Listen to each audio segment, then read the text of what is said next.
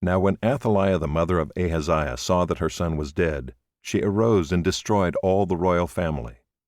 But Jehosheba, the daughter of King Joram, sister of Ahaziah, took Joash the son of Ahaziah, and stole him away from among the king's sons who were being put to death, and she put him and his nurse in a bedroom. Thus they hid him from Athaliah, so that he was not put to death. And he remained with her 6 years, hidden in the house of the Lord, while Athaliah reigned over the land. But in the 7th year Jehoiada sent and brought the captains of the Kerites and of the guards, and had them come to him in the house of the Lord. And he made a covenant with them, and put them under oath in the house of the Lord, and he showed them the king's son. And he commanded them, "This is the thing that you shall do.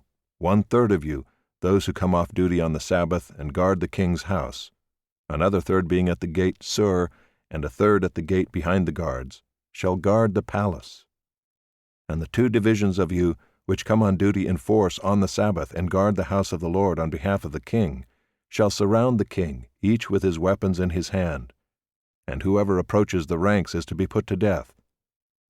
Be with the king when he goes out and when he comes in."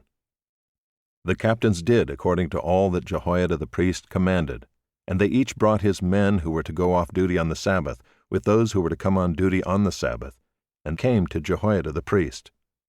And the priest gave to the captains the spears and shields that had been King David's, which were in the house of the Lord. And the guards stood, every man with his weapons in his hand, from the south side of the house to the north side of the house, around the altar and the house on behalf of the king. Then he brought out the king's son, and put the crown on him, and gave him the testimony. And they proclaimed him king, and anointed him, and they clapped their hands, and said, "Long live the king!" When Athaliah heard the noise of the guard and of the people, she went into the house of the Lord to the people. And when she looked, there was the king standing by the pillar, according to the custom, and the captains and the trumpeters beside the king, and all the people of the land rejoicing and blowing trumpets. And Athaliah tore her clothes and cried, "Treason! Treason!" Then Jehoiada the priest commanded the captains who were set over the army, "Bring her out between the ranks, and put to death with the sword anyone who follows her." For the priest said, "Let her not be put to death in the house of the Lord." So they laid hands on her, and she went through the horses' entrance to the king's house, and there she was put to death. And Jehoiada made a covenant between the Lord and the king and people, that they should be the Lord's people, and also between the king and the people. Then all the people of the land went to the house of Baal and tore it down. His altars and his images they broke in pieces, and they killed Mattan the priest of Baal before the altars.